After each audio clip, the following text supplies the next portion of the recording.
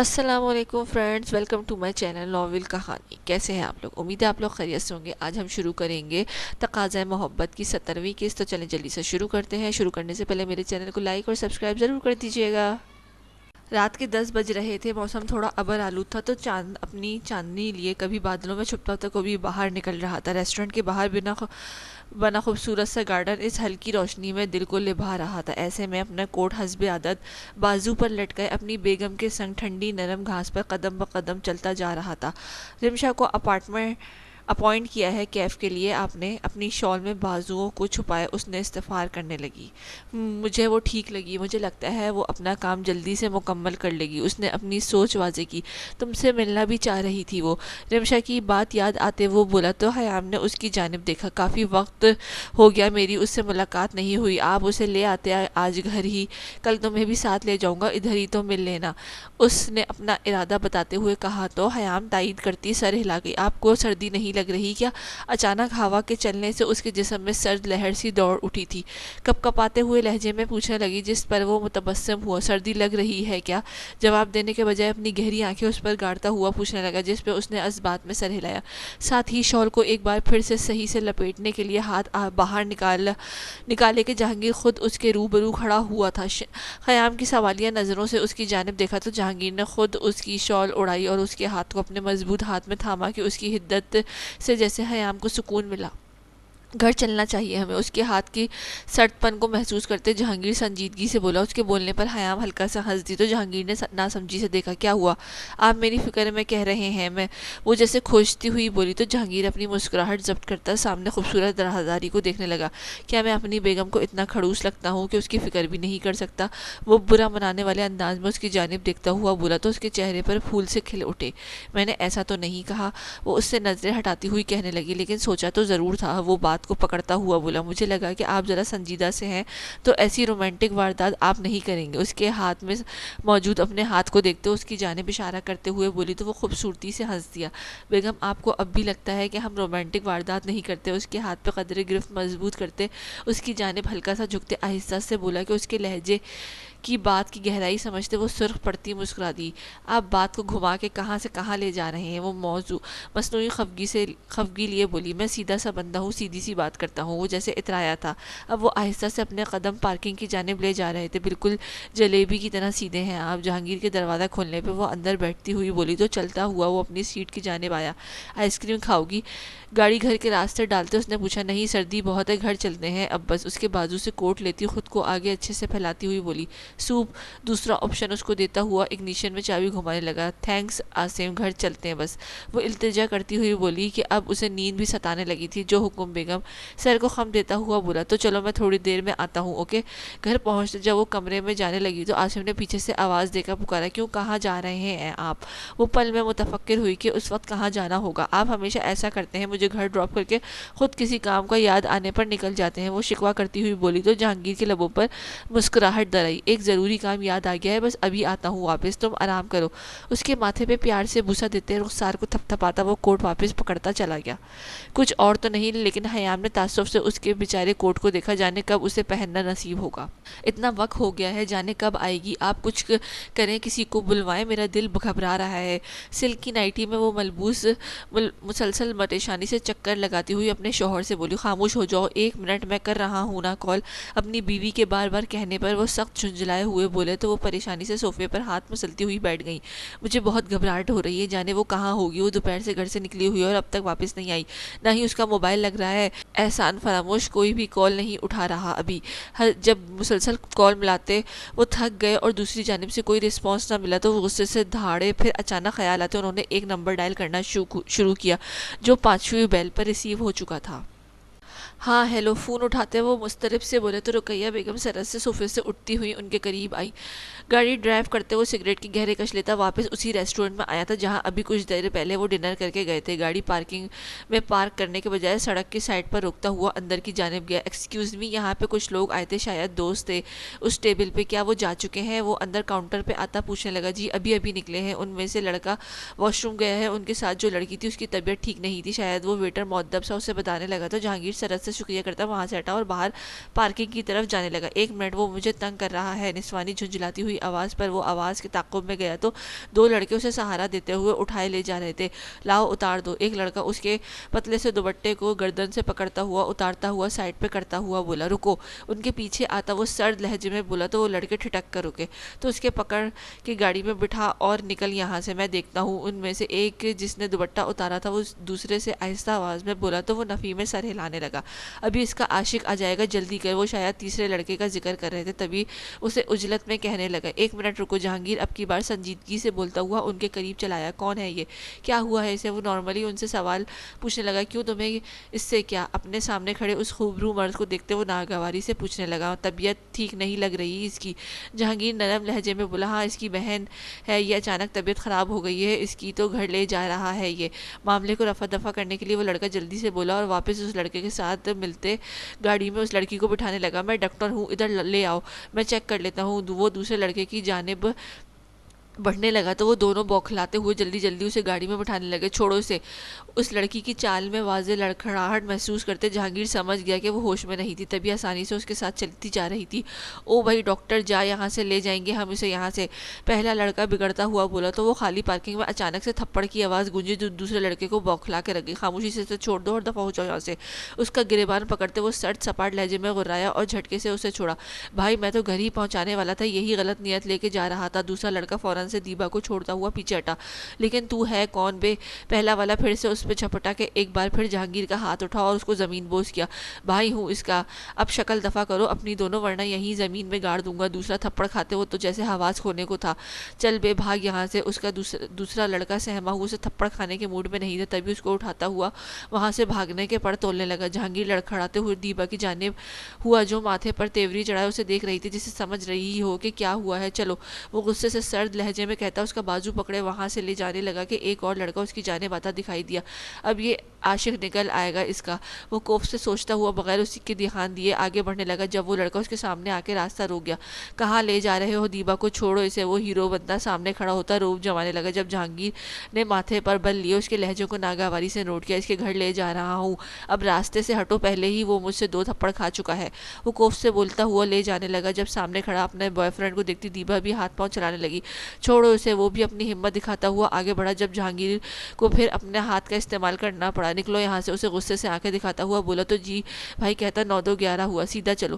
دیبا کو ادھر ادھر کرتا دیکھ کر وہ اسے جھڑکتا ہوا بولا تو وہ آنکھیں بیچتی مکمل کھولنے کی کوشش کرتی ہوئی ناسمجھی سے دیکھنے لگی۔ تم ہوتے کون ہو مجھے ہاتھ لگانے والے؟ اب اگر اس کے حواس تھوڑے سنبھلے ہی تھے تو وہ ناگواری سے اپنا بازو چھڑانے لگی تو جہانگیر کا جو میٹر پہلے ہی گھوما ہوا تھا اب مزید گھوم گیا۔ ہوش میں آؤ اور جاؤ منہ دھو اپنا۔ اس کے چہرے پر اپنی انگلیوں کی چھاپ چھوڑ جاتا، لیکن جب سے مٹھیاں بھیجتا ہوا وہ غصے سے غرایا اور تھوڑے فاصلے پر موجود لگے سنک کی جانب اشارہ کیا تو وہ سہم کے منہ پر ہاتھ رکھتی وہ سر ہلاتی ہوئی منہ ہاتھ دھونے چلی گئی۔ بیٹھو گاڑی میں، سختی سے اسے حکم دیتا گاڑی میں بٹھایا اور ارتسام کے نمبر پر کال ملانے لگا۔ جب وہ یہاں حیام کے ساتھ تھا تبھی اس نے یہاں ان لڑکوں کے گروپ کو دیکھا تھا جن کے ساتھ 2 لڑکیاں بھی تھیں۔ جہانگیر کبھی ارتسام کی اس کزن سے نہیں ملا تھا، لیکن اسے ارتسام کی شادی کے فنکشن میں دیکھا تھا، تبھی وہ ہلکی سی شناسائی لیے وہ پہچان گیا تھا۔ جب وہ یہاں سے جانے لگے تھے اس نے تب نوٹ کیا تھا کہ دیبا اپنے حواسوں میں نہیں لگ رہی۔ وہ حیام کے سامنے ایسا کوئی تماشا نہیں چاہتا تھا، تبھی اس کو گھر چھوڑ کر واپس یہاں آیا تھا۔ اور دوسری لڑکی تو نہیں تھی، لیکن ساتھ باقی لڑکے وہیں موجود تھے جن کا ارادہ بالکل بھی ٹھیک نہیں تھا۔ وہ جان چکا تھا بروقت پہنچنا اس نے دیبا کو تو جا لیا تھا، اور اگر وہ یہ بات بھی کہتی تو جہانگیر کا ہاتھ اس پر بھی اٹھ جانا تھا، لیکن وہ ضبط کر گیا تھا۔ ابھی گاڑی ڈرائیو کرتے اس نے ارتسام کو کال ملائی تھی کہ اسے بتایا کہ اسے آ کے لے جائے۔ اس کو وہ کال اکبر اعظم کو بھی 1 2 بار کر چکا تھا، لیکن اس کا نمبر بزی جا رہا تھا، تبھی ارتسام کو کال کرنا پڑی۔ ارتسام مسلسل فون بجنے پر صنم نے ارتسام کو پکارا جو مزے سے نیند کے مزے لے رہا تھا۔ وہ ابھی بیٹھی اپنا تھوڑا سا یونیورسٹی کا کام کر رہی تھی، تبھی اس کی کال آنے پر جگانے لگی۔ جی جانے ارتسام، وہ نیند میں بھی اس کو محبت سے جواب دینے لگا کہ صنم نے اپنا ماتھا پیٹا۔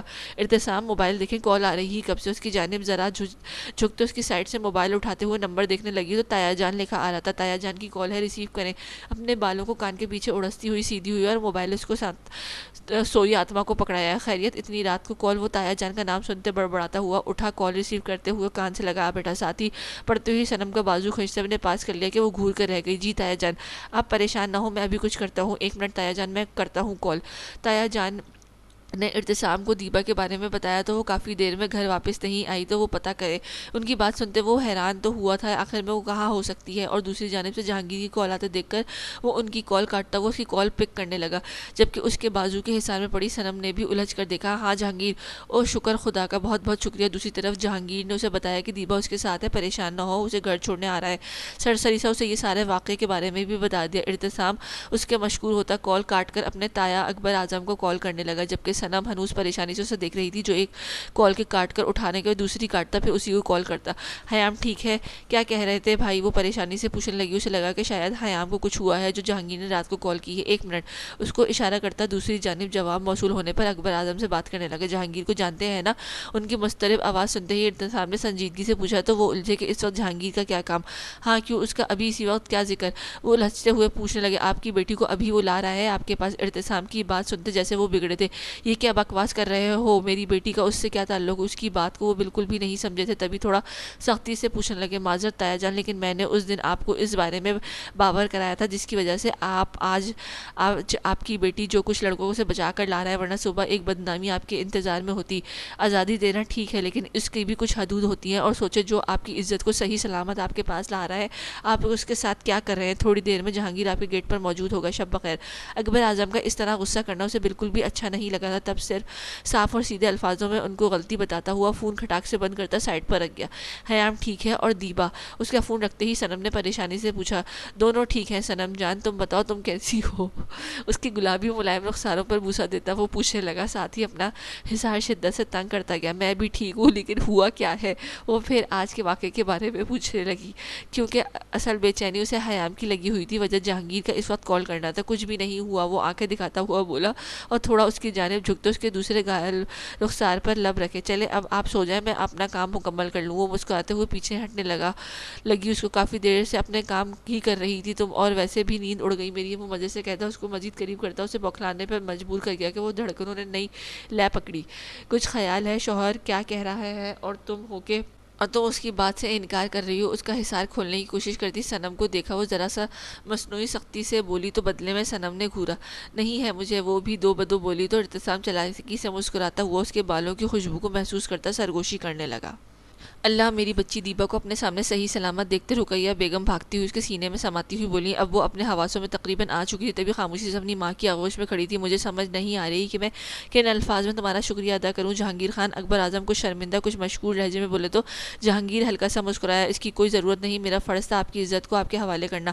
اللہ کی ذات کا شکر ادا کریں کہ اس نے مجھے وسیلہ بنا کر بھیجا، اگر میں نہ ہوتا تو کوئی اور آپ کی بیٹی کی حفاظت کرتا، آپ کے پاس لاتا۔ وہ سنجیدگی سے بولا تو اکبر اعظم نے آگے بڑھ کر اسے گلے سے لگا لیا۔ کچھ حدود، کچھ پابندیاں ہماری زندگی گزارنے کے لیے اچھی نہیں بہترین ہوتی ہیں مسز اعظم، وہ آپ کو بکھرنے کے بجائے سنوار جاتی ہیں۔ تبھی تو قرآن میں بھی اللہ نے فرمایا ہے کہ ہو سکتا ہے کہ جو چیز بری ہو وہ تمہیں اچھی لگے اور جو اچھی ہو وہ بری لگے۔ پھر اللہ بار بار فرماتا ہے کہ میری دی گئی نعمتوں پر غور کرو اے ایمان والو۔ اللہ آپ کو اور آپ کی فیملی کو اپنے حفظ و امان میں رکھے، میں چلتا ہوں، وائف انتظار کر رہی ہیں۔ وہ سنجیدگی سے بہت کچھ جتاتا ہوا وہاں سے چلا گیا۔ اکبر اعظم اپنی بیٹی کی جانب متوجہ ہوئے جو دوپٹے کے ندادر کھڑی اپنی ماں سے لپٹی تھی۔ اندر چلو، بغیر کچھ کہے وہ خاموشی سے اندر کی جانب بڑھ گئے تو پیچھے ہی رقیہ بیگم بھی دیبا کو لیے آگے بڑھی۔ جب اپنے باپ کی خاموشی دیبا کو چبھی تھی، اپنے پاس موجود چابی میں مین دروازہ کھولتا ہوا اندر داخل ہوا تو لاؤنج کی لائٹ آن دی۔ آہستہ سے بنا آواز پیدا کیے قدموں کی چاپ لیے وہ کمرے میں داخل ہونے لگا تو لوک بیگم ناراض کلائی میں پہنی گھڑی میں وقت دیکھا تو رات کے 12 بجنے والے تھے، تو بیگم کی ناراضگی تو بنتی تھی۔ ڈپلیکیٹ چابی سے دروازہ کھولتا اندر داخل ہوا تو دیکھا کہ یہاں کی لائٹس بھی آن تھی۔ سامنے ہی وہ کندھوں تک لحاف اڑے خواب خرگوش کے مزے لوٹ رہی تھی۔ اچانک سے اسے سگریٹ کی طلب سی ہونے لگی، سردی کا احساس جیسے بڑھ سا گیا۔ وہ سرد آنکھ کھینچتا ہوا چینج کرنے چلا گیا۔ چینج کرتا ہوا وہ لمحہ بھر کو رکا اور کمرے سے ملحقہ بالکنی میں آیا اور سگریٹ سلگانے لگا۔ سرد ہوا کے تھپیڑے اس کے جسم سے ٹکراتے ہوئے گزر رہے تھے۔ 5 منٹ میں گہرے کش لیتا ختم کرتا واپس روم میں آیا تو وہ کروٹ اس کی سائڈ بدل چکی تھی۔ لائٹس آف کرتا وہ دوسری سائڈ آتے آہستہ سے اس کے ساتھ ہی لحاف میں گھس گیا تو وہ آہستہ سے اس کے بندے بالوں کا جوڑا کھولتے وہ گنگنایا تو کسمساتی ہوئی آنکھیں کھولنے لگی۔ اتنی دیر ابھی بھی نہ آتے وہ نیند کے خمار لہجے میں ڈوبتے بولی، بتایا تو تھا کہ ضروری کام تھا۔ اس کے ماتھے کے بال سنوارتے وہ آنکھوں میں में हज़ारों चाहत के रंग लिए बोला, सिगरेट पिया है? बुरी बात है। वो मसनू डांटते हुए उसके पास से सिगरेट की खुशबू को महसूस करते पूछने लगी। ज़रूरत पड़ गई थी, वो मुस्कुराता हुआ बोलता हुआ अपने बाजुओं के हिसार उसके गिर्द बांधने लगा और आहिस्ता से अपने लब उसकी रोशन पेशानी पर रखते उसे सुकून बख्शता पीछे हुआ। उसके लमस में सुकून महसूस करते वो चेहरे पे रंग बिखेरती हुई आंखें मूंद गई कि वो भी मुतबस्सिम हुआ। गहरा सांस भरते सोने के लिए आंखें मूंद गया। अगले दिन आसिम जहांगीर यूनिवर्सिटी से वापस आते ख़याम के साथ लिए रिमशा को पिक करने गया। वहाँ से उन दोनों को अजहर साहब के पास छोड़ा। जहांगीर थोड़ी देर में वापस चला गया। ये कहकर वो ऑफिस का चक्कर लगाने जा रहा था। वैसे तो अजहर साहब आजकल खुद वहाँ जा रहे थे और सारा कुछ संभाला था, लेकिन वो बस ऐसे ही एक राउंड लगाने चला गया था। रिमशा आते ही अपने काम पर लग गई थी। जहांगीर की मदद से वो व्हील चेयर पर बैठा था। हल्की हल्की उसकी जिस्म की हरकत तो शुरू हो चुकी थी, लेकिन वो वज़न अभी बर्दाश्त नहीं कर पा रहा था। ख़याम रात के खाने की तैयारी करने लगी। उनको यही रात हो जानी थी तो कौन जाके खाना बनाता, तो यहीं पर खाना बनाने लगी लड़की आराम से। रिमशा ने आहिस्ता से उसकी टांग को पकड़ते ऊपर करना चाहा तो कैफ तड़प के बोला कि अचानक से बारीक सी टीस उसी थी टांग में। सर ज़रा आराम से ही कर रही हूँ, आपकी टांग भी तो देखे कितनी वजनी है। वो जल्दी से बोली, मुबादा कहीं फिर से उसे तकलीफ ना हो तो जान बनाओ अपनी, एक टांग नहीं उठाई जा रही तुमसे। वो माथे पर बल लिए बोला तो वो जब्त करती दोबारा से उसकी कसरत करवाने लगी। रात में जहांगीर फीलू होता है यहीं आ गया तो खाना खाने से फारिग होता है ख़याम और रिमशा को लिए वापस आया। कैसा रहा आपका दिन? जहांगीर रिमशा से मुखातिब हुआ। अच्छा रहा, आपका शुक्रिया कि आप ख़याम को अपने साथ ले आए, वरना मैं तो फारिग होती बोर हो जाती। वो मुस्कुराकर मशकूर होती बोली तो ख़याम भी मुस्कुरा दी। हम रोज़ ऐसे ही जाएंगे वहाँ? घर पहुँचते अपनी चीज़ें समेटता ख़याम ने सरसरी सा जहांगीर से पूछा। आसार तो यही है, क्योंकि अम्मा बेगम भी नहीं है यहाँ तो वहाँ सबके खाने का मसला हो जाता। अभी तो मैं इस बारे में कुछ सोच रहा हूँ, फिर जल्द ही बताऊँगा। अपना कोट वापस हैंग करते वो नॉर्मल अंदाज में बोला था। ख़याम ने सर हिलाया। अगर हमारा वहाँ रोज़ आना जाना रहा तो मैं आने जाने में ही थक जाऊंगी। अपना मसला बताती हुई वो किचन की चाय बनाने चली गई। बेगम चाय रहने दो, एक कप कॉफ़ी बना दो। ख़याम को चाय की तैयारी करता देखकर वो उसके पीछे से आवाज़ देता बोलो, जी अच्छा। चाय का सामान वापस रखती वो अपने लिए भी कॉफ़ी बनाने लगी। कैफ को अभी धूप लेने की भी बहुत ज़रूरत है और जिस अपार्टमेंट में रह रहे हैं वहाँ सीढ़ियाँ चढ़ना पड़ती उनको, जो कैफ के लिए मुश्किल है। ख़याम जब कॉफ़ी के 2 कप ट्रे में लिए कमरे में दाखिल हुई तो जहांगीर सिगरेट सुलगाता बालकनी में खड़ा था। उसके साथ खड़ा होने पे एक कप उठाता आहिस्ता से बताने लगा, ये तो ठीक कहा आपने। वो तायद करती हुई बोली। अचानक से जहांगीर ने अपना कप उसकी जाने बढ़ाते थमाया तो उसने नासमझी से पकड़ लिया। उसके हाथ से उसके कप थामते लबों से लगातार पीने लगा कि ख़याम मुस्कुरात हट दबाती हुई उसे देखने लगी। मुझे नहीं मालूम था आप में ये गट्स भी मौजूद होंगे। वो शरारत से कप लबों से लगाती हुई बोली तो बदले में संजीदा सा घूंट भरने लगा। असल में अपनी मुस्कुराहट छुपा रहा था। गलत फहमी, मैं शुगर फ्री पीता हूँ, लेकिन लगता है इससे ज़्यादा शुगर ऐड है। वो सरत से बात की वो नफ़ी करता हुआ बोला था। ख़याम खिलखिला उठी। रात की चांदनी में वो उसकी खिलखिलाहट के जड़ तरंग देखने लगा जो उसे महबूद करके रख गई थी। कमरे में अंधेरा किए वो बेड ग्राउंड से टेक लगाए, अपनी टांगें सीधी किए, बाजू पर हाथ रखे नीम दराज था। टांगों से सीने तक लिहाफ ओढ़ रखा था। बाहर के मौसम में कोई खातिर ख्वाह तब्दीली तो नहीं आई थी, लेकिन उसके दिल की कैफियत जैसे बदल सी गई थी। वो कल रात से गहरी सोच में मुब्तला थे।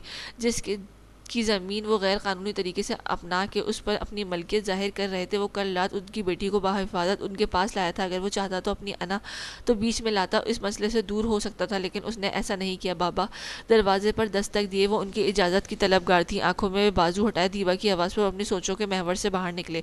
उसे अंदर आने की इजाज़त देते हुए सीधे हो बैठे। क्या कर रहे थे आप? उनके कदमों के करीब आती बैठ गई और आहिस्ता से बात करने से पहले तमहीद बांधने लगी। कुछ नहीं, वो संजीदगी से बोले थे। कल रात से एक बार भी उन्होंने दीवा से बात नहीं की थी, बस कमरे में ही मौजूद थे। दीवा ने भी खुद को सारा दिन रूम में ही रखा था। उसे अब बाहर रह रहकर एहसास हो रहा था कि अगर कल रात जहांगीर ना आता तो वो भी इस वक्त अपने घर में अपने वालिद के सामने इस तरह ना मौजूद होती। मुझे आपसे कुछ बात करनी है। वो नज़रें झुकाती हुई बोली तो उन्होंने हुनकारा भरा। मैं बहुत शर्मिंदा हूँ आपसे, मुझे माफ़ कर दें। वो नादिम से अपने आप मुजरिम महसूस करती बोली कि रात को वो अपनी माँ के पास थी और बार बार यही कही जा रही थी कि उनको जाने कौन कौन से वसवस से आए रहते, कहीं खुदा न खास्ता कुछ गलत ना हो गया हो। उसके बाबा नाम आँखों से बार बार परेशानी पर अपने जानने वालों को कॉल कर रहे थे। मुझे ऐसा नहीं करना चाहिए था। आप सबको बताए बगैर बाहर अपने दोस्तों के साथ चली गई। दोस्त भी वो भर्राए लहजे में बेबसी से कहती, आखिर में लब भीज गई कि उन्होंने तड़प कर उसकी जानिब देखा। गलती उसमें तुम्हारी नहीं है, हमारी भी है। कसूरवार हमेशा औलाद अकेली नहीं होती, कहीं ना कहीं कसूरवार माँ बाप भी होते हैं। सबसे पहले तो मेरा कसूर यह है कि तुम्हें मैंने इर्तिसाम के ख्वाब दिखाई, जानते हुए भी कि वो किसी और को पसंद करता है, उससे हर हाल में शादी करेगा। इसकी भी गलती, और उसने भी गलती की कि उसके बाद भी मैंने तुम्हें नहीं रोका उस सब से। और यही गलती आती है तुम्हारी माँ की, जिसने इस बात पर तुम्हें भरपूर हौसला अफजाई की कि मेरे इस बार मना करने के बावजूद भी उन्होंने आहिस्ता से बात करना शुरू की तो लम्हा भर को सांस लेने के लिए रुके। जहांगीर खान ठीक कह रहा था, कुछ चीज़ें हमें ना جاننے کے باوجود ہمارے لیے بہتر ہوتی ہے، لیکن ہم انسان جب تک ٹھوکر نہ کھا لیں تب تک سمجھتے نہیں۔ وہ سرد آہ بھرتے ہوئے بولے، تمہاری ابھی عمر ہی کیا ہے جو ہم نے تمہیں بے جا آزادی دے رکھی ہے؟ محض 21 سال، اور وہ بھی جو تم 25-30 سال کے دوست بنا کے ان کے ساتھ رہ کر گزار رہی ہو۔ شرمندہ تو ہم ہیں وہ بھی اپنے خالق کے سامنے کہ اس کی دی گئی نعمتوں کا حق ادا نہ کر پائے۔ وہ کہتے جا رہے تھے اور دیبا ان کو سنتی اپنے بہتے آنسوؤں کو بنا روکے بہائے جا رہی تھی۔ آئی ایم سوری بابا، میں نے غلط کاموں میں حصہ، حرام چیزوں کو اپنے حلق میں اتارا۔ I am sorry. اپنے باپ کی باتیں سنتی وہ تڑپتی ہوئی ان کے سینے سے لگتی با آواز ہچکیوں سے رونے لگی۔ مجھ سے نہیں بچے، اپنے رب سے معافی مانگو اور اس کا شکریہ ادا کرو کہ اس نے ہمیں بڑی آزمائش سے بچا لیا۔ اس کے سر پر بوسہ دیتے ہوئے بولے تو اس نے سر اس بات میں ہلایا۔ بہت سوچ و بچار کے بعد وہ ایک فیصلے پر پہنچتے ہوئے ایک نمبر ڈائل کرنے لگے جو کچھ تھا اگر پہلے وہ پہل کر چکے تھا تو اب ان کی باری تھی پہل کرنے میں۔ آج اس کا ویکنڈ کلاس تھی۔ جہانگیر کی آفس جاتے ہی وہ اپنی کلاس میں داخل ہوئی جہاں اسے دیکھتے سب نے ایک دم سے او کیا۔ وہ حیرانگی سے ان کی سب کا ری ایکشن دیکھنے لگی کہ اسے دیکھتے ایسا کیوں کیا سب نے، کیا ہوا؟ وہ الجھن سے پوچھنے لگی تو سب ایک بار ہلکا سا ہنس دیے۔ یار تمہارے آنے سے ہمیں پتہ چل جاتا ہے کہ سر بھی آ گئے ہیں، کبھی تو سر کو گھر پر بٹھا لیا کرو، ان کے ساتھ دن گزارا کرو، پیار بھرے لمحات اسپینڈ کیا کرو، لانگ ڈرائیو پہ جایا کرو، لیکن یونیورسٹی نہ آؤ۔ ان کی کلاس کی ایک لڑکی شرعی لہجے میں بولی تو ان کی او کرنے کا مطلب سمجھتی ہوئی وہ ہنستی ہوئی صنم کے ساتھ جا بیٹھی۔ میرے ابھی وہم و گمان میں بھی نہیں ہوتا کہ جانا ہے یا نہیں۔ وہ آپ کے سر مکمل تیاری کے ساتھ میرے سامنے کھڑے ہوتے ہیں۔ وہ کندھے اچکاتے ہوئے بولی تو اس کی بات سنتے کلاس میں لڑکیوں کا کہکا گونج اٹھا۔ لگتا ہے یہ بھی زبردستی لائی جاتی ہے، ایک لڑکی ہنستے ہوئے بولی۔ کہہ سکتے ہیں، حیام بے بسی سے شکل بناتی ہوئی بولی۔ ارے نہیں، محبوب کی نظروں کے سامنے رکھنے کا طریقہ ہے یہ، سمجھا کرو۔ اب کی بار صنم نے تڑکا لگایا تو کلاس کی لڑکیاں پھر سے شروع ہوئی کہ سب کی معنی خیزی سے حیام کو دیکھا تو وہ بلش کرتی ہوئی سب کو گھورنے لگی۔ دیکھو ذرا کیسے گلو آیا ہوا ہے، ایک لڑکی اس کے رخسار پر چٹکی بھرتی ہوئی بولی تو سردی کی شدت کی وجہ سے وہ سرخی مائل ہوئی تھی اور مزید اس کی باتوں سے وہ تڑپ اٹھی تھی۔ ابھی لیکچر شروع ہونے میں کافی وقت تھا تو سب خوش گپیوں میں مصروف ہو گئے۔ صنم حیام سے باتیں ڈسکس کرنے لگی۔ جب تھوڑی دیر گزرنے کے بعد عاصم جہانگیر اپنے لیکچر کا وقت کلاس میں سلام کرتا ہوا داخل ہوا۔ اس کی نظریں تو کب کی دروازے کی جانب ٹکی ہوئی تھی۔ اس کی توجہ کا مرکز ہی یہ آنے والے شخصیت تھا تو وہ کیوں نہ جی جان سے متوجہ ہوتی۔ عاصم نے اطراف میں نظریں گھماتے دیکھا تو سب آپس میں مصروف تھے کہ اس کی موجودگی کو محسوس کرتے ہوئے بھی کوئی اس کی جانب نہیں گھوما تھا۔ وہ ہنگارہ بھرتا ہوا اپنا لیپ ٹاپ ڈیزائن پہ ڈائس پر رکھتا ہوا سنجیدگی سے کلاس کے دیکھنے لگا اور حیام ڈارک چاکلیٹ کلر کے ڈریس پینٹ کے ساتھ آف وائٹ شرٹ پہنے اپنے شوہر کو دیکھنے میں مصروف تھی۔ اخلاق احمد صاحب اپنی کتاب میں ایک زاویے میں ایک قصہ سناتے ہیں۔ کہتے ہیں کہ وہ روم زمانے میں اس کی کسی یونیورسٹی میں پروفیسر ہوا کرتے تھے۔ ان کا گھر ذرا فاصلے پر موجود تھا۔ ایک بار وہ ایسے ہی معمول کی طرح واپس آ رہے تھے کہ راستے میں ایک چوک آتا ہے، وہاں سے گھر کا راستہ دیکھا تو تھوڑا سا دور پڑتا تھا لیکن اس کے ساتھ ہی شارٹ کٹ بھی تھا جہاں سے گزرنے کی اجازت نہیں تھی، لیکن شارٹ کٹ کی وجہ سے وہاں سے گزرنے کہ وہاں سے پولیس نے انہیں روک لیا اور چالان کاٹ دیں کیونکہ وہ غلط روٹ پر جا رہے تھے، لہٰذا وہ اس چالان کو بھرتے ڈاک خانے میں چھوڑ دیں۔ کلاس اپنی ہی باتوں میں مگن تھی جب وہ اچانک سے بولنا شروع ہوا تو اس کی روبدار آواز کمرے میں گونجتی ہوئی سب کو جیسے سانپ سونگھ گئی۔ سب اسے دیکھنے لگے کہ آج یہ کون سا قصہ کھول بیٹھا ہے۔ اپنی بات کی وہیں سے جاری کرتے ہوئے وہ دوبارہ سے بولنا شروع ہوا۔ گھر واپس آئے تو ان کی لینڈ لیڈی کو انہوں نے بتایا کہ مجھے آج چالان ہوا ہے۔ ان کو باتیں کرنے لگی کہ میں آپ کو بہت شریف سمجھتی تھی لیکن آپ کیسے نکلے، آپ تو پڑھے لکھے سمجھدار انسان ہیں۔ خیر، وہ اس خاتون کی باتیں سنتے حیران ہوئے کہ آخر ایسا کیا ہوا ہے۔ جہاں تک چالان کی بات تھی تو اس کو وہ نظر انداز کر گئی کہ اس کا کیا کرنا ہوگا۔ کچھ دیر بعد ان کے ریمائنڈر ملا کہ انہوں نے اپنا چالان نہیں بھرا تو اشفاق احمد نے کہا کہ وہ بھول گئے تھے۔ خیر، اگلی بار وہ پھر بھول گئے۔ وہ بات کہتے ہوئے لمحہ بھر کو رکا۔ چالان کو بھرنا تو اب کی بار لاسٹ وارننگ آئی کہ اگر چالان نہ بھرا تو انہیں عدالت میں پیش ہونا پڑے گا۔ اب وہ اسے پھر سے بھول گئے تھے۔ یہ بات کہتے لمحہ بھر کو رکا اور حیام کو ایک نظر دیکھتے پوری کلاس کو دیکھا جو اب اسے ہی وحیوت سے دیکھنے سننے میں مصروف تھی۔ کلاس کو ایسے اپنی جانب متوجہ پا کر وہ فخریہ مسکرایا۔ پھر ایک دن ان کے گھر پولیس آ گئی۔ ان کو نہیں معلوم تھا کہ یہاں کی پولیس اس چالان کے معاملے میں سخت ہے۔ خیر، ان کو عدالت میں پیش کیا گیا اس جرم میں کہ یاد دلانے کے باوجود انہوں نے چالان نہیں بھرا اور عدالت پولیس ڈاکخانے کا وقت ضائع کیے ہے۔ جج صاحب نے بولنا شروع کیا کہ آپ کو احساس ہونا چاہیے کہ آپ ذمہ دار شہری ہیں اور ایسی حرکتیں کیوں کر رہے ہیں۔ تب اشفاق احمد صاحب نے ان سے معذرت کی کہ وہ بھول گئے تھے۔ جج صاحب نے ان سے پوچھا کہ آپ کیا کرتے ہیں؟ اشفاق احمد صاحب نے بتایا کہ وہ یہاں روم کے یونیورسٹی میں ہی ٹیچر ہیں، پروفیسر ہیں۔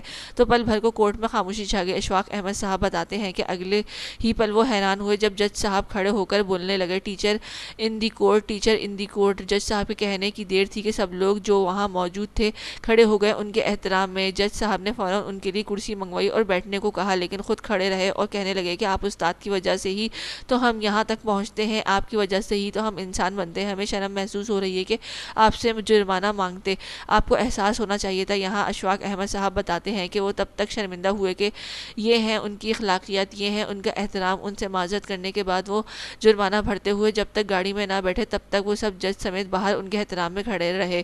وہ بتاتے ہیں کہ کیسا مغربی ملک ہے جہاں استاد کا اتنا احترام ہے کہ ایک جج اپنی جگہ سے اٹھ کر اسے باہر گیٹ تک چھوڑنے آیا۔ کیسی اخلاقیات تھی ان کی، کتنے منظم تھے وہ سب، بس ایک جملہ کہ وہ استاد ہیں اور اتنا احترام۔ یہ بات کے اختتام پہ سب کے چہرے دیکھتا آرام سے لیپ ٹاپ آن کرنے لگا۔ بلا شبہ وہ جو کہنا چاہتا تھا اس کو سب کی سمجھ لیا تھا اور اب وہ مخصوص مسکراہٹ لیے بورڈ کی جانب گھوما۔ کیا میٹھا طنز کیا ہے سر نے، پیچھے سے ایک لڑکا سرگوشی میں بولا۔ کیونکہ پوری کلاس میں خاموشی تھی تو آسانی سے وہ آواز تقریباً آدھے لوگوں نے سن لی تھی۔ امید ہے کہ آپ سمجھ بھی گئے ہوں گے۔ بغیر مڑے وہ پھر طنزیہ بولا تو ایک بار پھر کمرے میں سکوت سا چھا گیا۔ Sir Asim excuse me. Asim Jahangir lecture میں فارغ ہوا، ابھی کلاس میں نکلا ہی تھا کہ ایک سینئر ٹیچر نظر آئی جو ایک دو بار پہلے بھی ملی تھی۔ کافی وقت ہو گیا آپ کو دیکھا نہیں، آپ کی مسز کہاں ہے، کیا یونیورسٹی چھوڑ دی انہوں نے؟ وہ آہستہ سے اس کے پاس تھوڑے فاصلے پر کھڑی ہوتی پوچھنے لگی۔ ادھر ہی موجود ہوتا ہوں، میری مسز اندر ہی موجود ہے۔ وہ سرسری سا جواب دیتا ہوا کلاس سے نکلا تھا، وہاں اندر دیکھنے لگا جہاں وہ کرسی پر بیٹھی موبائل استعمال کری تھی۔ اس کے موبائل استعمال کرنے وہ تعصب سے سر ہلا گیا۔ اماد دعا کو لینے نہیں گئے آپ؟ ابھی تک اماد کو حویلی کے اندر داخل ہوتا دیکھ کر گل حیرانگی سے پوچھنے لگی۔ خدا بخش ابھی تک گھر نہیں چھوڑ کر گیا؟ وہ الٹا حیران ہوتا ہوا پوچھنے لگا تو گل اچانک سے متفکر ہوئی۔ کیا مطلب؟ اسے تو آپ لاتے ہیں نا، تو آپ نہیں گئے آج؟ وہ گھبراتے ہوئے بولی کہ اس کی آواز کسی انہونی کے ڈر سے کپ کپانے لگی۔ نہیں میں تو گیا تھا، لیکن وہاں کے گارڈ نے بولا کہ حویلی سے کوئی آیا تھا جس کو شاید آپ نے بھیجا تھا۔ وہ گارڈ کے بتاتے ہوئے بات دہرانے لگی کہ اماد کے چہرے پر واضح پریشانی کی لکیر ابھرے۔ نہیں میں کیوں بھیجوں گی؟ وہ دعا کو سوچتی ہوئی بھرائے لہجے میں بولی۔ ایک منٹ میں پوچھتا ہوں۔ وہ پاکٹ سے موبائل نکالتے ہوئے خدا بخش کا نمبر ڈائل کرنے لگا جو دوسری بیل پر ریسیو کر لیا گیا۔ ہاں خدا بخش، دعا کو تم لائے ہو اسکول سے؟ وہ اضطرابی کیفیت میں پوچھنے لگا، جبکہ دوسری جانب سے اچھی خبر نہ ملنے پر وہ مزید دل برداشتہ ہوا کہ گل وہیں کھڑے سسکیوں سے رونے لگی۔ ریلیکس گل لالا، میں پتہ کرتا ہوں، یہاں اپنی کسی دوست کے ساتھ گئی ہوگی، پریشان نہ ہو، ابھی آتا ہوں۔ اس کو بہلاتا ہوا کمرے میں بٹھا کر وہ حویلی سے باہر گیا۔ حویلی سے باہر نکلتے سب سے پہلے اس نے خدا بخش کو کال کر کے یہاں آنے کو کہا۔ بھی وہ کال کر کے فارغ ہی ہوا تھا کہ عامر رفاقت حویلی کی جانب چلتے آ رہے تھے۔ خیریت، یہاں کیوں کھڑے ہو؟ اس کے چہرے پر پریشانی کے تاثرات دیکھتے وہ پوچھنے لگے۔ پتہ نہیں، دعا اسکول سے اب تک واپس نہیں آئی، وہ پریشانی سے بولا تو وہ ٹھٹکے۔ کیا مطلب؟ کون لینے گیا تھا اس کو؟ پل میں وہ اپنے تاثرات بدلتے ہوئے پوچھنے لگی۔ یہی تو معلوم نہیں کہ کون لینے گیا تھا؟ گارڈ نے بتایا تھا کہ حویلی سے کسی خاتون نے بھیجا تھا لینے کے لیے۔ وہ پریشانی سے بتاتا ہوا پھر سے خدا بخش کو کال کرنے لگا کہ وہ ابھی تک آیا کیوں نہیں، کہاں رہ گئے تھے تم، باقی سب کہاں ہیں؟ اگلے ہی لمحے خدا بخش کو بھاگتا آتا ہوا دیکھ کر وہ سختی سے پوچھنے لگا کہ دعا کی گمشدگی اس کی جان نکال رہی تھی۔ سائیں ہم تو سب ڈیرے پر ہی تھے۔ خدا بخش ناسمجھی سے بولا۔ دعا کو کون لینے گیا تھا اس کے اسکول سے؟ وہ برہمی سے پوچھنے لگا۔ سائیں ہمیں تو آپ نے منع کر دیا تھا نا کہ گڑیا کو ہم نہیں لائیں گے، آپ ہی لائیں گے اس کو۔ اس کے بات یاد دلاتا ہوا بولا تو اماد اپنی کنپٹی سے آنے لگا۔ میرے ساتھ چلو۔ وہ اس کو اپنے پیچھے آنے کا کہتا دوبارہ سے اسکول کی طرف بڑھ گیا۔ پیچھے عامر رفاقت صاحب پریشانی سے ایک نمبر ملا لگے۔ کون تھا جو دعا کو لینے آیا تھا؟ اسکول کے گیٹ کے پاس پہنچتے وہ گارڈ سے پوچھنے لگا۔ صاحب جی آدمی تھا، ایک کہہ رہا تھا کہ حویلی سے آیا ہوں، میرے کہنے پر اس نے بی بی جی سے بات بھی کروائی تھی۔ وہ تفصیلاً بتانے لگا تو اماد ماتھے پر شکنے لیے اس کو دیکھنے لگا۔ کس بی بی جی سے؟ وہ سپاٹ لہجے میں پوچھنے لگا۔ صاحب جی آپ کی بیوی اور دعا کی اماں سے۔ وہ گڑبڑاتا ہوا بتانے لگا کیونکہ اسے بھی لگنے لگا تھا کہ وہ کسی کے ہاتھوں بے وقوف بن چکا ہے، لیکن انہوں نے تو کسی سے بھی بات نہیں کی اور تم یوں بغیر تصدیق کیے کسی کو بھی دے دو گے ایک چھوٹی سی بچی کو؟ اماد اس کی بات سنتے غصے سے اس پر چڑھ دوڑا، لیکن خدا بخش کے پکڑنے پر وہ ہوش میں آیا۔ سائیں آپ کو کیا معلوم تھا کہ کوئی دھوکہ دے رہا ہے؟ ٹھنڈے دماغ سے سوچے خدا بخش اس کو اپنے ساتھ لیے واپس حویلی کی جانب بڑھا۔ اماد گل کو کیا ہوا ہے؟ وہ مسلسل روئے جا رہی ہے، اپنی طبیعت خراب کر رہی ہے۔ اماں بیگم اس کو حویلی آتا دیکھ کر پریشانی سے بولی تو اماد فکر مندی سے کمرے کی جانب بڑھا۔ وہ کیا حالت بنا لی ہے آپ نے؟ اٹھے یہاں سے۔ کمرے میں داخل ہوا تو وہ بکھری سی زمین پر بیٹھ کے ساتھ ٹیک لگائے مسلسل آنسو بہا رہی تھی۔ اس کی حالت دیکھتے وہ سرس اس کے پاس پہنچتا اپنے باہوں کے حصار میں لیتا اٹھا تھا۔ نہیں ملینا کہاں ہے میری بیٹی؟ اماد کو اپنے سامنے دیکھتے وہ امید بھری نظروں اس پر گاڑے پوچھنے لگا۔ پہلے اٹھے یہاں سے اور ادھر دیکھیں۔ اس کی بات کو نظر انداز کرتے صحت کا خیال کرتے بیڈ پر بٹھانے لگا۔ میری بیٹی لا کے دیں مجھے اماد، وہ ہذیانی انداز میں چیخی۔ اماد کا گریبان پڑ کرتی جھنجھوڑنے لگی۔ گل ہوش میں آیا، وہ سختی سے اس کے بازو پکڑتا ہوش دلانے لگا، لیکن وہ جیسے پاگل ہونے کو تھی۔ ہوش میں آؤں کیسے آؤں؟ میری بیٹی مجھ سے دور ہے، جانے کس حال میں زندہ بھی ہے یا وہ واقعی اپنے حواسوں میں نہیں تھی؟ تبھی اول فول باتیں کر رہی تھی جس میں اماد کے دماغ جیسے پھٹنے لگا تھا۔ گل ایک اور بکواس نہیں، خبردار اگر کوئی فضول کے الفاظ بھی نکالے تو جان نکال دوں گا اپنے ہاتھوں سے۔ اماد دعا کے بارے میں اس کی فضول کوئی سنتے وہ ایک دم بیگم گرجدار آواز میں چیخا کہ اپنے الفاظوں پر غور کرتی وہ خود ٹوٹنے لگی۔ میری جان نکل رہی ہے عماد، میری سانسیں اکھڑ رہی ہیں، میری ممتا تڑپ رہی ہے، میرا دل مجھ سے دور ہے، میری دھڑکنیں کم ہو رہی ہیں۔ وہ روتی تڑپتی زمین پر اس کے پیروں کے قریب گرتی اپنے حواس کھونے کی تھی کہ عماد خود کو ایسا اب سکون میں کرتا اس کے تھامنے لگا۔ وعدہ کیا تھا نا کہ جب تک میں ہوں آپ کے ساتھ تب تک کچھ نہیں ہونے دوں گا آپ کو، دعا کو۔ ابھی بھی وعدہ ہے جلد ہی وہ آپ کے پاس ہوگی، مگر خود کو اور اپنے ساتھ جڑے وجود کو تکلیف میں نہ ڈالیں، آپ کی طبیعت بگڑ جائے گی۔ وہ اس کو زبردستی اپنے ساتھ لگاتا سنبھالنے لگا کہ نفی میں سر ہلاتی مسلسل روتے گڑ گڑا رہی تھی۔ مجھے کچھ نہیں سننا، میری بیٹی لا کر دے مجھے، بس بے بسی سے اپنے ہاتھ اس کے سامنے جوڑتی منت کرنے لگی۔ کیا ہوا ہے تائی جان؟ اماں بیگم گل کی چیخوں پر بھاگتی ہوئی ان کے کمرے میں داخل ہوئی تو گل کو روتا دیکھ کر وہ تڑپ کر رہ گئی۔ امی میری بیٹی وہ لے گیا مجھ سے دور۔ تائی جان کے سینے سے لگتی وہ اپنا دکھ سنانے لگی۔ تائی جان نے نہ سمجھی سے عماد کی جانب دیکھا۔ کون لے گیا؟ کہاں گئی ہے ہماری دعا؟ ڈوبتے دل کے ساتھ عماد کی جانب سوال کرنے لگی۔ کچھ نہیں ہوتا ہماری دعا کو، رات سے پہلے وہ ہمارے پاس موجود ہوگی، ان کو سنبھالے، اپنی طبیعت بگاڑ رہی ہے۔ عماد پریشانی لیے اماں بیگم اور تائی جان سے مخاطب ہوا، لیکن وہ گئی کہاں؟ ان کی بگڑتی حالت دیکھتے اماں بیگم کو جھنجھلاہٹ سے پوچھا، فرہاد لے گئے ہیں اماں بیگم میری بچی کو؟ وہ فرہاد لے گیا عماد کے بجائے گل تڑپتی ہوئی بولی تو انہوں نے گھبرا کر گل کو دیکھا، پھر عماد کو۔ یہ کیا کہہ رہی ہے عماد؟ یہ سنتے اس کے وہ دن یاد آیا جب وہ یہاں سالوں بعد آیا تھا۔ تو کیا وہ اسی لیے آیا تھا یہاں؟ آپ پریشان نہ ہو اماں جان بیگم، میں جا رہا ہوں دعا کو لینے، آپ بس ان کا دھیان رکھیے گا۔ وہ ان کو تسلی دیتا ہوا ایک متفکر نظر گل لالا پر ڈالتا ہوا وہاں سے نکلتا چلا گیا۔ مجھے خوشیاں کیوں راس نہیں آتی؟ وہ ڈبڈبائی نظروں سے تائی جان کو دیکھتے ہوئے بولی تو ان کا دل کٹ کر رہ گیا۔ مجھے گاؤں چھوڑائیں تھوڑے دنوں کے لیے، پھر واپس آ جاؤں گی۔ یونیورسٹی سے واپس جاتے ہوئے حیام نے آہستہ آواز میں فرمائش کی تو وہ گردن گھما کر ایبرو اچکاتے اسے دیکھنے لگا۔ تھوڑے دن کے لیے اس نے تصدیق کرنی چاہیے۔ ہاں نا، کتنے دن ہو گئے میں دادی جان سے نہیں ملی، اور جب سے سب واپس گئے ہیں مجھے اور یاد آنے لگے ہیں ان سب کی۔ وہ بے بسی سے اپنی حالت بتانے لگی۔ میں ایک دن کے لیے بھی نہیں چھوڑ کے آؤں وہاں، تم کچھ دنوں کی بات کر رہی ہو؟ منہ میں بڑبڑایا تو حیام نے نہ سمجھی سے دیکھا۔ جی مجھے ابھی بہت سے کام ہے اور کورٹ کا بھی چکر لگ جانا ہے، تو فی الحال یہ ممکن نہیں، تمہارے ایگزامز کے بعد جائیں گے، میں بھی ساتھ ہی چلوں گا تب۔ وہ سنجیدگی سے اپنا پلان ترتیب دیتا ہوا اس کو بتانے لگا کہ حیام کا سن کر موڈ آف ہو گیا۔ اس میں ابھی بہت وقت ہے، آپ کل مجھے چھوڑ آئے، ویکینڈ پر لے آئیے گا واپس۔ اب وہ اس کی طرف مکمل رخ کرتی ہوئی التجا کرنے لگی۔ جانے کیوں اب اسے شدت سے سب کی یاد آنا شروع ہو گئی تھی، جبکہ اس کے رہنے کی مدت کا سنتے عاصم کو جیسے جھٹکا سا لگا تھا۔ پورا ہفتہ اپنے تاثرات چھپاتا وہ آئیبرو اچکا کر پوچھنے لگا، جس پر اس نے زور و شور سے اسبات نے سر ہلایا۔ نہیں، سپاٹ سا جواب ملا، جس پر وہ آنکھیں گھماتی ہوئی باہر کھڑکی کی طرف رخ کیے بیٹھ گئی کہ اب اس سے بحث کرنے کا کوئی فائدہ نہیں تھا۔ آج اپنی اسائنمنٹ مکمل کر لینا۔ کچھ دیر گاڑی میں خاموشی ایسی ہی چھائی رہی کہ اس پر عاصم جہانگیر کی سنجیدہ سی آواز ابھری، جی۔ محض اتنا ہی کہہ کر وہ پھر سے خاموش ہو گئی۔ کل اس کی کیس کی سنوائی تھی اور اس نے ابھی عماد کو کال کر کے بلوانا بھی تھا، اس بات سے بے خبر کہ وہ خود کسی مصیبت میں پھنسا ہوا تھا۔ رمشا کو اس نے ہاسٹل سے پک کرتے وہ دونوں کیف کی طرف روانہ ہوئے۔ وہاں پہنچے تو اظہر صاحب کو پریشان دیکھا۔ جہانگیر نے دریافت کیا، جس پہ انہوں نے بتایا کہ دعا نہیں مل رہی۔ کیا مطلب نہیں مل رہی؟ کہاں جا سکتی ہے وہ؟ ان کی بات سنتے جہانگیر ماتھے پر بل لیے کہنے لگا، جبکہ حیام خود پریشانی سے دیکھنے لگی کہ اچانک کیا ہو گیا، آپ جائیں اسے ڈھونڈ کے لائیں جلدی سے۔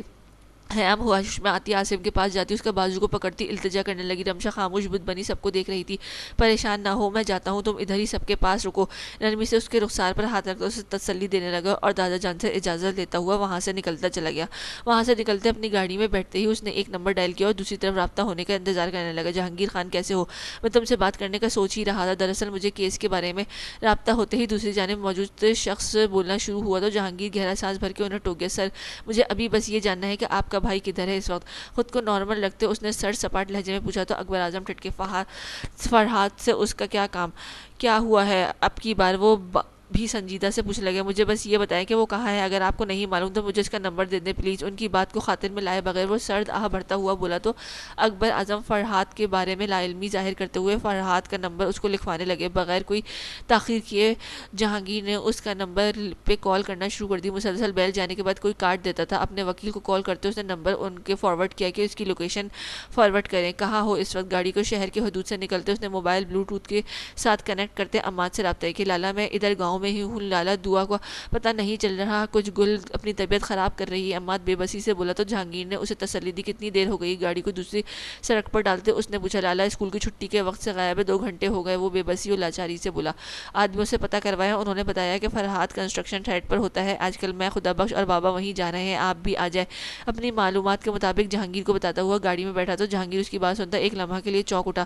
تم اسی طرف چلو، میں بھی آ رہا ہوں۔ کال کاٹتے وہ وکیل کی کال آنے سے اسے ریسیو کرنے جانے لگا۔ وکیل نے بھی یہی بتایا کہ وہ کنسٹرکشن ایریا کی طرف ہے جہاں ان کی بلڈنگ وغیرہ کا کام چل رہا تھا۔ گاڑی کی سپیڈ تیز کرتا وہ اسی جانب روانہ ہو گیا۔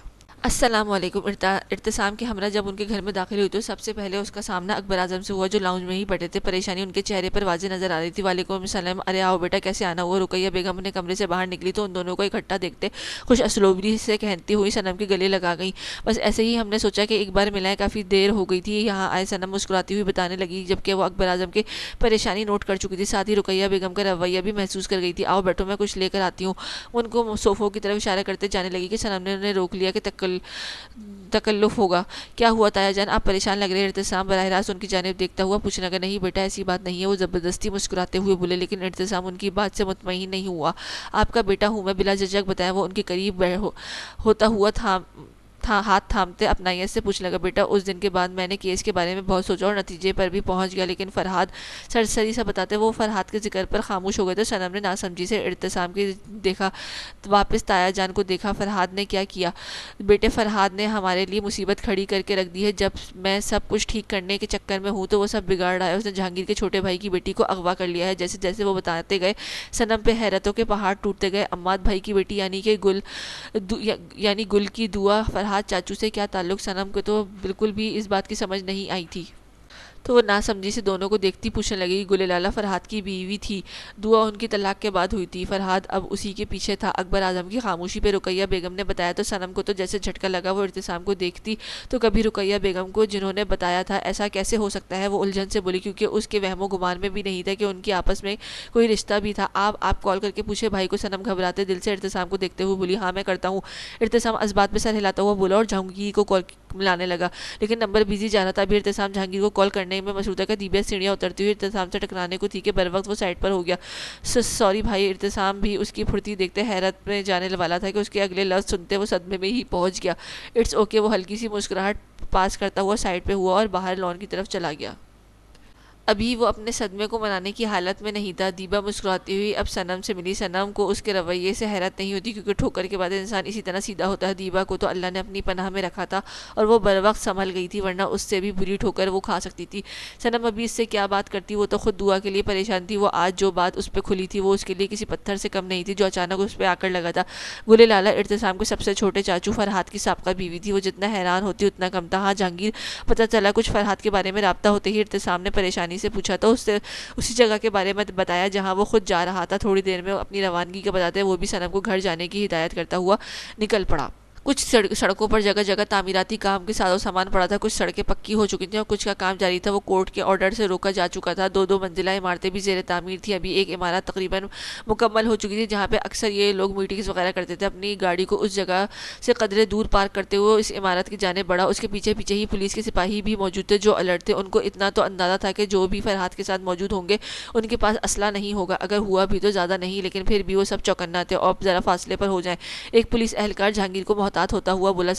عمارت کے اندر داخل ہوتے ہی جہانگیر کا موبائل بلنک کرنے لگا، یہ دیکھ کے کہ اماد کی کال آ رہی تھی۔ وہ ان کا انتظار کر رہا تھا، لیکن وہ ابھی تک یہاں نہیں پہنچے تھے، حالانکہ ان کو یہاں اس سے پہلے پہنچ جانا چاہیے تھا۔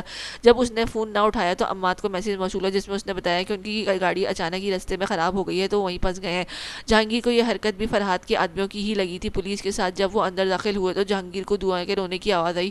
اس کی آواز سے وہ جیسے تڑپ اٹھا۔ پولیس کو اشارہ کرتا ہوا اس کے ساتھ آگے بڑھا۔ جب کمرے میں دیکھا کہ فرحاد کسی بچی کے ساتھ لگا اسے بہلانے کی کوشش کر رہا تھا، اچانک ہی پولیس کے اہلکار اندر داخل ہوا، ہر ایک کو گھیر لیا۔ وہاں تقریباً 4 لوگ تھے جن میں ایک فرحاد بھی تھا۔ جہانگیر ماموں عاصم۔ جہانگیر کو دیکھتے ہی دعا فرحاد سے اپنا ہاتھ چھڑاتی ہوئی بھاگتی ہوئی عاصم سے لپٹ گئی تو اس نے تڑپ کر اسے گود میں اٹھایا۔ میرا بچہ، اس کو شدت جذبات سے چومتے ہوئے سینے میں بھیجا تو دعا رونے لگی۔